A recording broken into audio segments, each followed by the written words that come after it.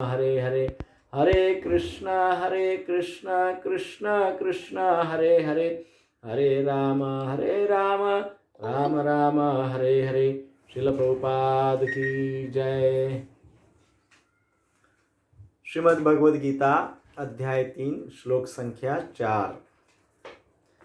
न कर्मणाम अनारंभान नैष्कर्म्यम पुरुषोऽश्नुते न च संन्यस्य नादेव सिद्धिम समधिगच्छति। अनुवाद और तात्पर्य श्रील प्रभुपाद जी के द्वारा। श्रील प्रभुपाद की जय। न तो कर्म से विमुख होकर कोई कर्म फल से छुटकारा पा सकता है और न केवल संन्यास से सिद्धि प्राप्त की जा सकती है। तो ये बहुत ही इम्पोर्टेंट श्लोक है, महत्वपूर्ण श्लोक है।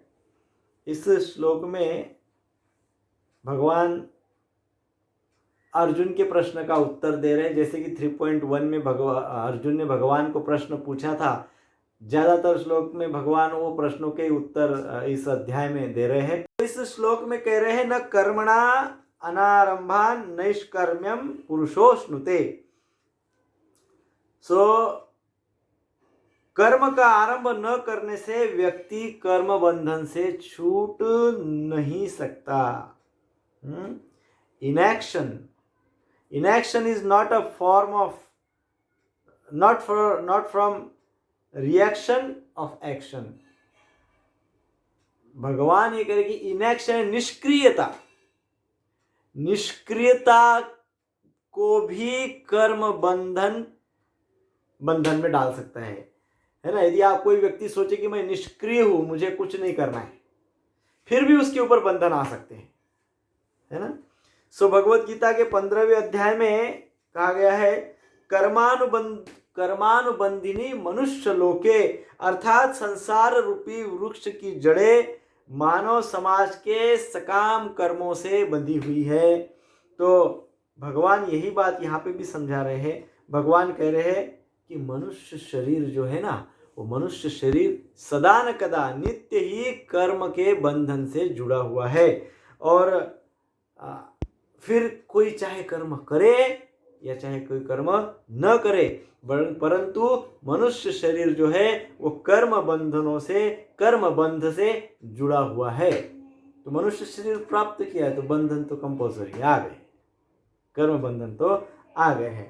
तो कोई ऐसा विचार करेगा, सोचेगा व्यक्ति एखादा कि मैं पाप करूंगा तो मुझे पाप कर्म का बंधन लगेगा, तो पुण्य करूंगा तो पुण्य का बंधन लगेगा, है ना। पाप करेगा तो पाप का यानी कोई ऐसी रिएक्शन आएगी जिसके रिएक्शन के वो कर्म जो पापी कर्म है, वो पापी कर्म का फल ऐसा प्राप्त होगा कि वो जीवन भर उसी में उलझते रहेगा व्यक्ति, मतलब बंधन में आ गया। उसी प्रकार से पुण्य कर्म भी ऐसा फल देगा, ऐसा कुछ सुख समृद्धि या किसी प्रकार के कोई फैसिलिटी मिल जाएगा पुण्य कर्मों से, वो फैसिलिटी में व्यक्ति बंधन में आ जाएगा, फंस जाएगा। तो सार रूप में तो ये है कि कोई व्यक्ति ऐसा सोचता है कि भाई पुण्य करूंगा तो मैं पुण्य के चक्कर में आ जाऊंगा, फल के चक्कर में आ जाऊंगा, पाप करूंगा तो पाप कर्मों के फलों के चक्कर में आ जाऊंगा। इससे अच्छा है अर्जुन सोच रहे मैं कोई कर्म ही नहीं करता हूं, जाने दो, ना पाप ना पुण्य ना कुछ नहीं करना है। तो क्या ये विचार सही है? आपके अनुसार आपको लगता है ऐसा करना चाहिए? हाँ जी नहीं प्रभु जी, कदापि। कोई सोचेगा अरे क्या अभी तो सब ऐसा ही है, जाने दो, अभी मैं, है ना, मैं कुछ नहीं करता हूँ, क्योंकि ऐसे ना कैसे जैसे तैसे कैसा भी कुछ भी करो बंधन तो लगना है। तो बेटर है कि कोई बंधन नहीं, आराम पड़े रहो दरबार में है कि नहीं। तो ये एकदम गलत धारणा है। तो फिर क्या सही है, तो क्या करना चाहिए? तो फिर तीसरे अध्याय में भगवान बताएंगे हमको आगे 9वें श्लोक में। इसी अध्याय में भगवान क्या कहेंगे, यज्ञार्थात् कर्मणो अन्यत्र लोकोऽयं कर्म बंधनः तदर्थं कर्म कौन्तेय मुक्त संग समाचर। तो भगवान विष्णु के लिए जो कर्म किए जाते हैं, अर्थात भगवान विष्णु के आज्ञा के अनुसार यज्ञ रूप में उनके उपदेशों के अनुसार यज्ञ रूप में कर्म जो किए जाते हैं, वो कर्म जो है इस भौतिक जगत में बंधन, वो कर्मों का बंधन नहीं होता है। ऐसे आगे भगवान कहेंगे, यदि इस मनुष्य जीवन में कोई व्यक्ति भगवान ने दिए हुए उपदेशों का या भगवान ने निश्चित किए हुए या शास्त्रों ने निश्चित किए हुए कर्तव्यों का पालन करते हुए अपना जीवन यापन करता है, तो वो व्यक्ति निश्चित तौर पे बंधन से मुक्त हो जाता है, उसको किसी भी प्रकार का बंधन नहीं रहता है। कई बार हम ये सोचते, कई लोग ऐसा सोचते हैं कि हम ऐसा करेंगे, हिप्पियों जैसा जीवन यापन करेंगे, यानी अर्थात क्या, जो मौका मिला वो करेंगे। कभी भक्ति करने का मौका मिला, कभी बहुत अच्छा आध्यात्मिक सेवा करने का मौका मिला, कुछ ज्ञान प्राप्ति करने का मौका मिला तो फिर ज्ञान प्राप्त करेंगे, भक्ति करेंगे, सत्संग में जाएंगे। तब जो मौका मिला सत्संग का तो सत्संग ले लेंगे, और यदि इंद्रिय तृप्ति का मौका मिला तो इंद्रिय तृप्ति कर लेंगे, इंद्रिय भोग में फंसे रहेंगे, वो मौका मिला तो वो करेंगे। तो इससे क्या होगा?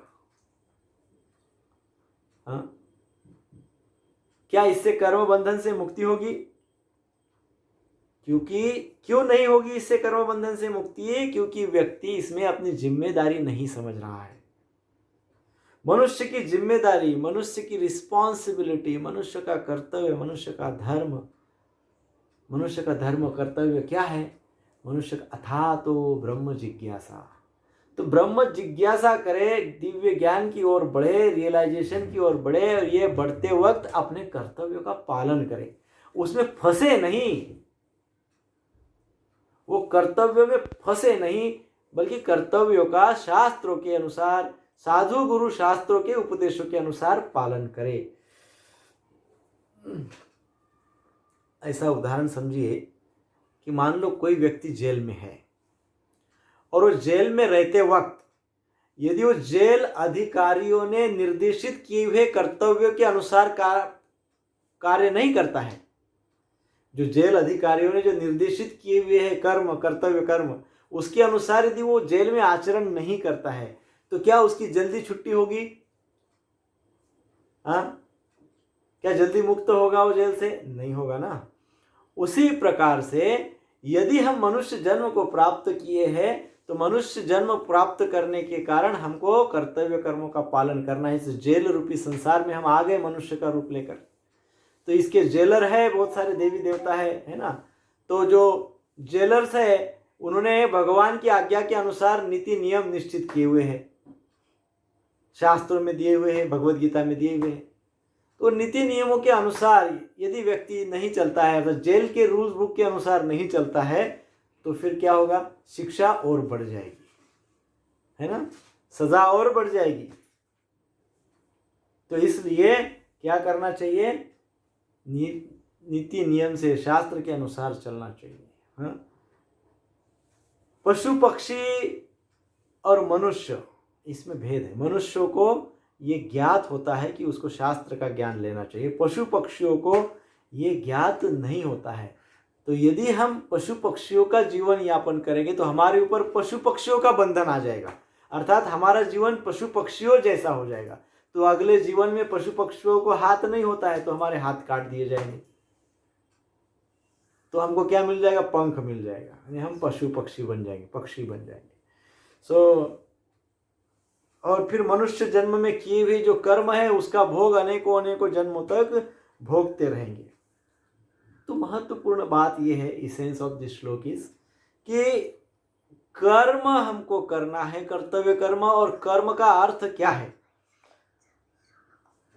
कर्म का अर्थ बार बार भगवत गीता में कई बार भगवान समझाएंगे। कर्म का अर्थ है कर्तव्य कर्म।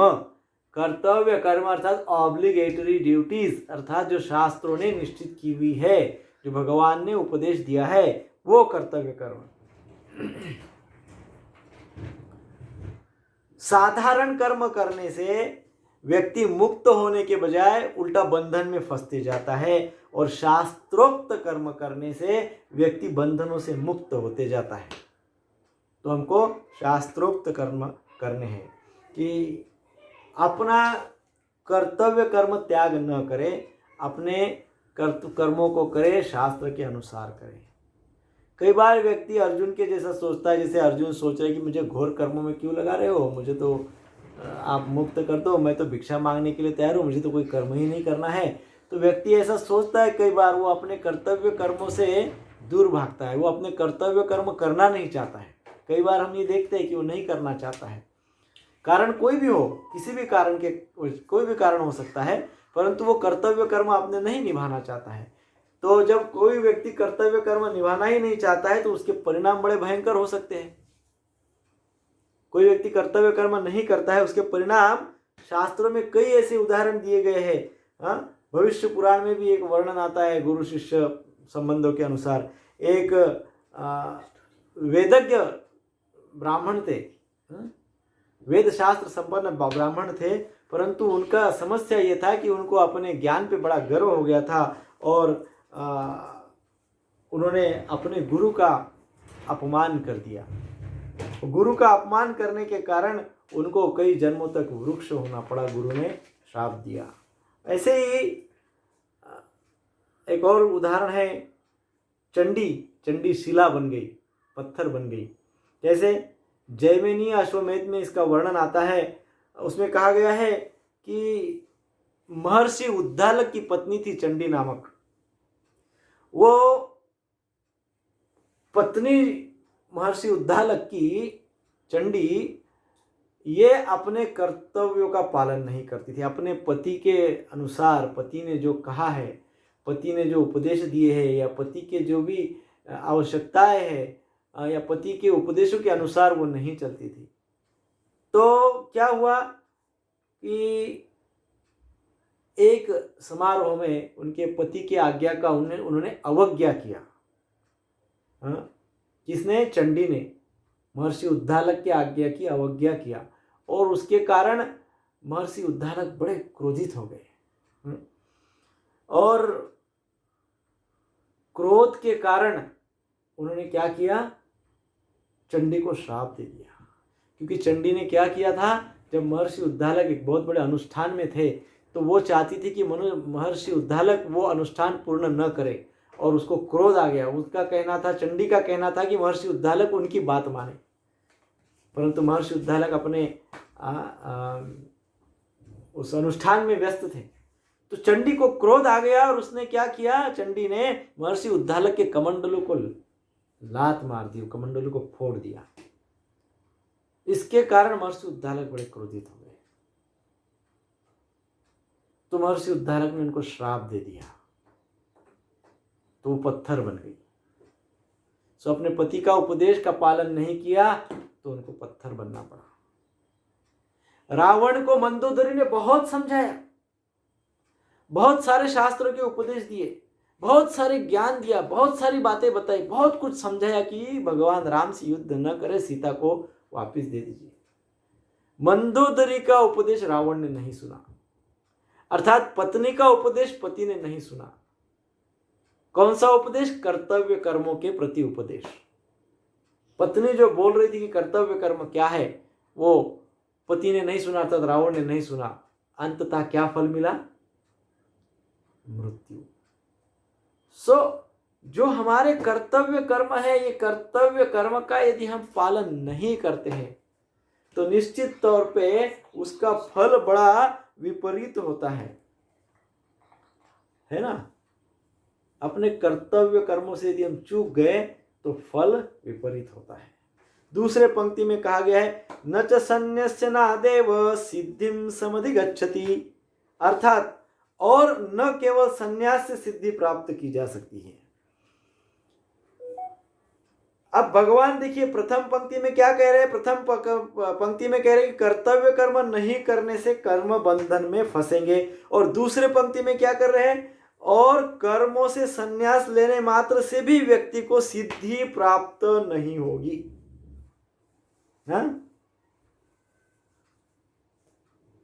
पहले तो कह रहे हैं कि एक्सटर्नल यानी कर्तव्य कर्मों से चूक जाएंगे तो बंधन में फंस जाओगे। और दूसरे पंक्ति में कह रहे कि इवन यदि आप संन्यास भी ले लोगे ऐसे सिचुएशन में तो भी आपको सिद्धि प्राप्त नहीं होगी।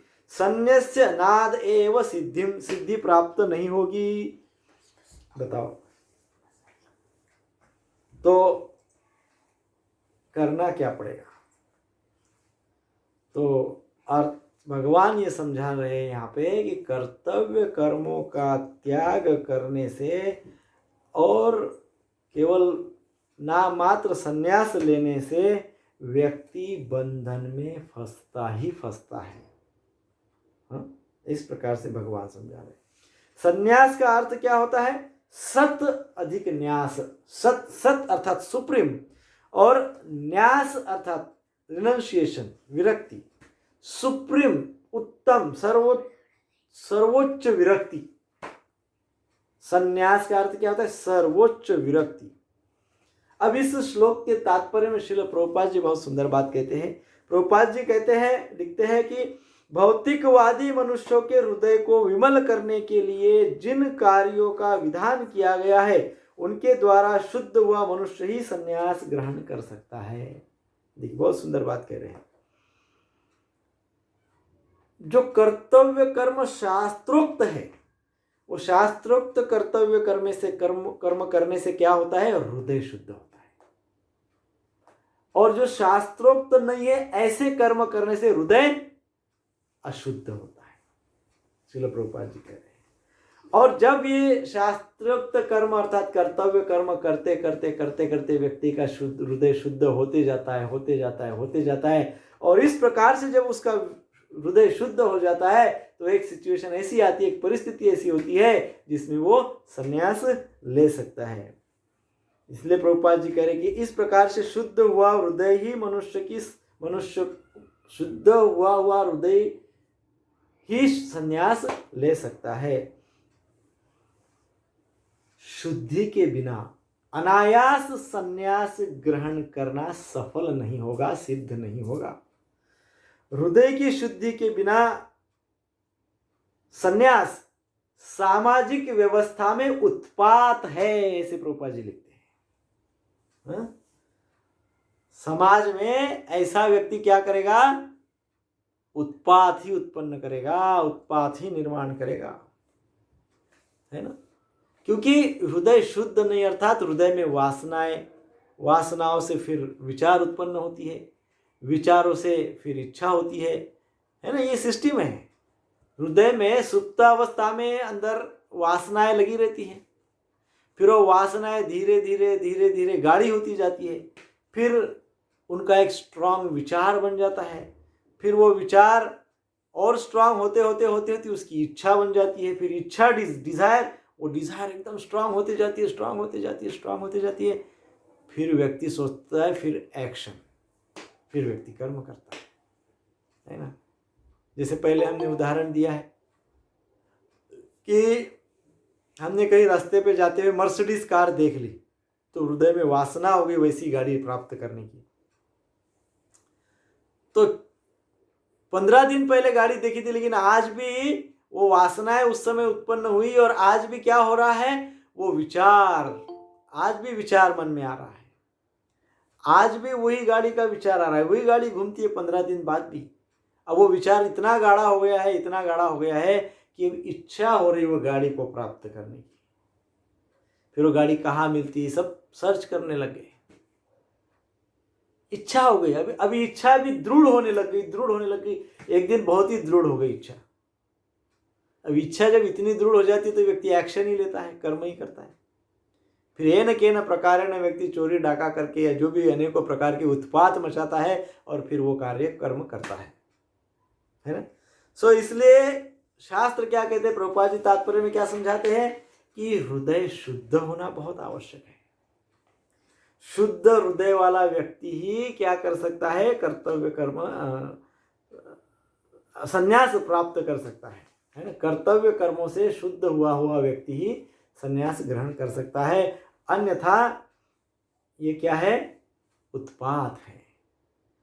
भक्ति मार्ग पे चलते हुए भक्ति मार्ग पे किया हुआ थोड़ा भी प्रयास व्यक्ति को बंधनों जैसी घातक स्थिति से बचा सकता है? यदि भक्ति हृदय से, शुद्ध हृदय से व्यक्ति भक्ति करता है, कर्तव्य कर्म करते हुए यदि व्यक्ति भक्ति करता है, तो ऐसी भक्ति उसको इस प्रकार के बंधनों से, ऐसे घातक बंधनों से रक्षा कर सकती है। हमारे शास्त्र में कई उदाहरण है ना। शास्त्र में उदाहरण है जड़ भरत जी का, अजामिल जी का, है ना, ये उदाहरण है। तो भगवान भगवत गीता के 8वें अध्याय में कहेंगे, मामुपेत्य पुनर्जन्म दुखालयम अशाश्वतम नाप्नुवन्ति महात्मानां संसिद्धि परमां गताम।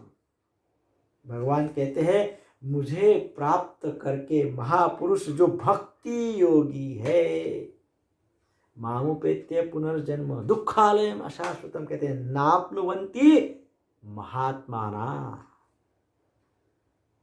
नाप्नुवन्ति महात्मानः, अर्थात वो महापुरुष कौन, जो भक्ति योगी है, संसिद्धि परमागता।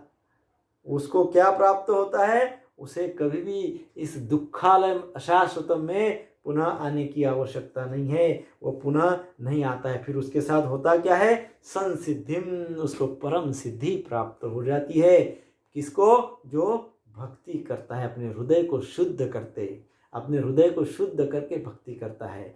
अपने हृदय को शुद्ध कैसे कर सकता है? कर्तव्य कर्म करने से। तो व्यक्ति बोलेगा, प्रभु जी मैं कर्तव्य कर्म नहीं करता हूँ, डायरेक्ट भक्ति करता हूँ डायरेक्ट भक्ति करता हूँ तो मेरा हृदय शुद्ध हो जाएगा, मुझे सब मिल जाएगा। हाँ, परंतु भक्ति के भी कुछ नियम है। भक्ति ये अर्थात क्या? तो भक्ति अर्थात सादे शब्दों में भक्ति अर्थात प्रेम, कृष्ण प्रेम, भगवत प्रेम। जिस व्यक्ति को भगवत प्रेम हुआ है, भगवान से जिसको, कृष्ण से जिसको प्रेम है, वो व्यक्ति के हृदय में सबके प्रति प्रेम रहेगा। और यदि वो नहीं है तो समझिए कि हम शुद्ध भक्ति के स्तर पे नहीं है। अभी हमको कर्तव्य कर्मों में बहुत अच्छे से हमारे कर्तव्य कर्म निभाना है, हृदय को बहुत अच्छे से शुद्ध करना है ना। हमको कृपा की बहुत आवश्यकता है, भगवान की कृपा चाहिए, प्रभुपाद जी की कृपा चाहिए, गुरु परंपरा की कृपा चाहिए, सत्संग, वैष्णवों की कृपा चाहिए, सत्संग हमको चाहिए। तो ये सब जब प्राप्त होगा तब हम हमारे कर्तव्य कर्म हम करते रहेंगे, हृदय शुद्ध होता रहेगा, और शुद्ध हृदय ही कृष्ण प्रेम को प्राप्त कर सकता है।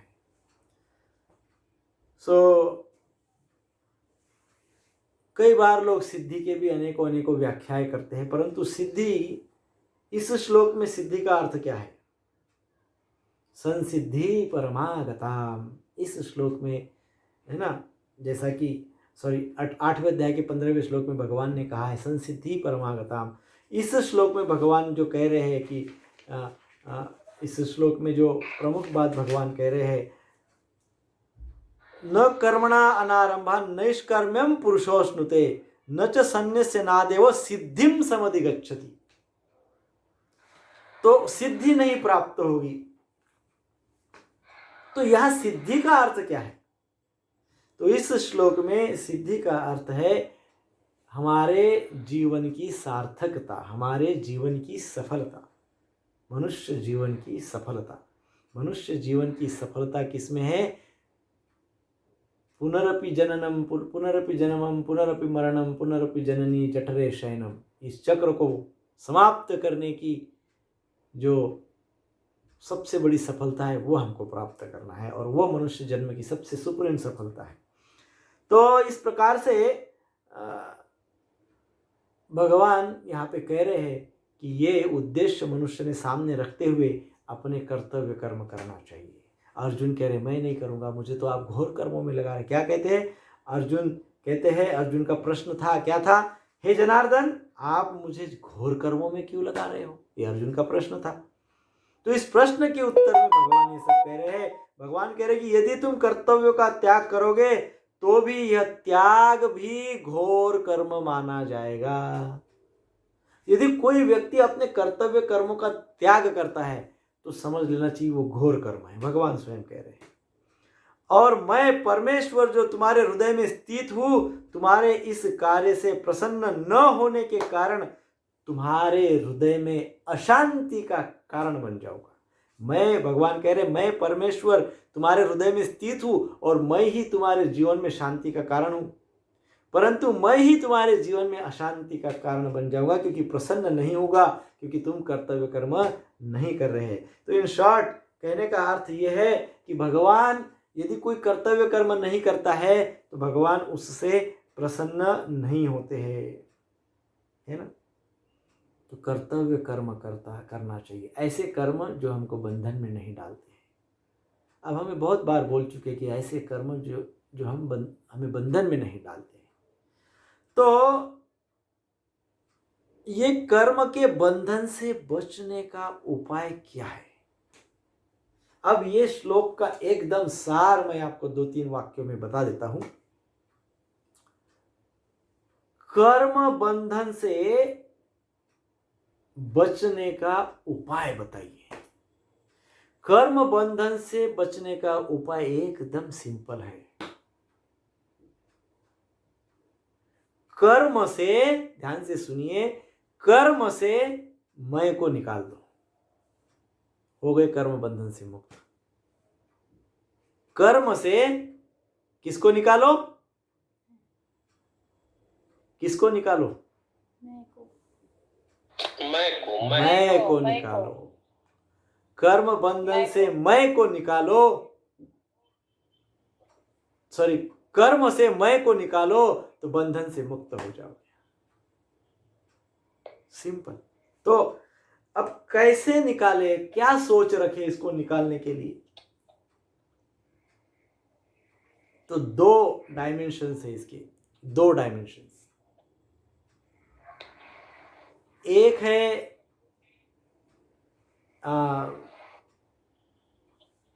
ह्यूमन स्तर पे, मनुष्य के स्तर पे, है ना, जिसको कहते हैं ह्यूमन डायमेंशन या इंडिविजुअल डायमेंशन। इंडिविजुअल यानी मैं हूं, मैं अपना परिवार का, अपने समाज के स्तर तक ही सोचता हूं, मनुष्य के स्तर तक ही सोचता हूं, ह्यूमन डायमेंशन। और दूसरा डायमेंशन है कॉस्मिक डायमेंशन। एक है ह्यूमन डायमेंशन यानी अपने तक का ही सीमित दायरा, और दूसरा कॉस्मिक यानी पूरा विश्व, पूरा ब्रह्मांड के इतनी सोच। एक सोच है मेरे तक सीमित है, दूसरी सोच है संपूर्ण ब्रह्मांड उस सोच में समा जाता है, उसको कहते हैं कॉस्मिक डायमेंशन। है एक है ह्यूमन डायमेंशन, मेरे अपनी डायमेंशन, और दूसरी मेरे तक की सोच, और दूसरी है पूरे ब्रह्मांड तक की सोच। जब मैं अपने मेरे तक की सोच रखता हूं तो मेरे अंदर स्वार्थ आ जाता है, मैं का भाव आ जाता है। परंतु जब मैं कॉस्मिक डायमेंशन के स्तर पे सोचता हूं तो मैं सोचता हूं कि कैसा संपूर्ण संसार चल रहा है, कैसा चींटी से लेके तो हाथी तक सब जीवों को कैसे पालन पोषण हो रहा है, कैसे मेरा स्वयं का पालन पोषण हो रहा है, मेरे साथ क्या क्या हो रहा है, समाज के साथ क्या क्या हो रहा है, कैसे ये संपूर्ण सृष्टि का चक्र चल रहा है। अर्थात भगवान ही है, परमात्मा, भगवान कृष्ण यही चला रहे हैं इसको। अनेकों अनेकों शक्तियां भगवान की जो है वो ये सब ब्रह्मांड को चला रही है। मैं तो एक निमित्त, मैं तो एक एकदम किंचित मात्र, क्या कहते हैं, खसखस का दाना हूं, वो भी नहीं, उससे भी मेरा अस्तित्व ही कुछ है ही नहीं इतने बड़े अस्तित्व के सामने। तो ये तो सब कराने धराने वाली, ये तो सुप्रीम पावर है जो भगवान की है, सुप्रीम भगवान की है, भगवान कृष्ण की है। ये कॉस्मिक सोच, वैश्विक भाव है। तो वैश्विक भाव जो सोच से जो रहता है वो ये सोचता है नित्य, वो अपने आप को ये संपूर्ण सृष्टि चक्र की एक कड़ी मानता है, अपने स्वयं को ही सृष्टि चक्र नहीं मानता है, उस सृष्टि चक्र की एक कड़ी मानता है। और इसलिए वो जब कर्म करता है तो उसके कर्म में मैं का भाव नहीं रहता है, क्योंकि वो अपने आप को ही सब कुछ नहीं मानता है। वो सोचता है वो तो निमित्त एक छोटा सा कड़ी है, चैन है। सो इस प्रकार से हम यदि अपने आप की अपनी सोच बदले, कर्मों से मैं निकाल दे और नीति, शास्त्र, साधु, गुरु, वैष्णव इन सभी के उपदेशों के अनुसार, शास्त्रों के उपदेशों के अनुसार, भगवान के उपदेशों के अनुसार यदि हम कर्तव्य कर्म करें तो निश्चित रूप से हम बंधन में नहीं फंसेंगे, है ना। यही यज्ञार्थात कर्मणो अन्यत्र, यही यज्ञ कर्म है। लोको ये कर्म बंधन, लोगों को यज्ञ कर्म के व्यतिरिक्त यदि कोई कर्म करता है तो व्यक्ति बंधन में फंसता है। परंतु यज्ञ कर्म क्या है? भगवान के अनुसार, भगवान की आज्ञा के अनुसार यज्ञ कर्म करना, अर्थात यज्ञ कर्म अर्थात संपूर्ण विश्व का सोच रखते हुए किए हुए कर्म, विश्व का वैश्विक सोच रखते हुए किया हुआ कर्म अर्थात यज्ञ कर्म, भगवान की प्रसन्नता के लिए किया हुआ कर्म अर्थात यज्ञ कर्म। जब आप वैश्विक सोच रखेंगे, जब हम वैश्विक सोच रखेंगे तभी तो भगवान प्रसन्न होंगे। भगवान सोचेंगे संपूर्ण विश्व का सोच रहा है तो भगवान प्रसन्न होंगे, और मैं अकेले का अपना ही सोचूंगा तो भगवान कैसे प्रसन्न होंगे? तो फिर मेरा वो यज्ञ कर्म नहीं होगा। यज्ञ कर्म तो तभी होगा जब मेरी सोच वैश्विक हो जाएगी, सबके लिए हो जाएगी। हरे कृष्णा कृष्णा कृष्णा हरे हरे, हरे राम राम राम हरे हरे। श्रील प्रभुपाद की जय।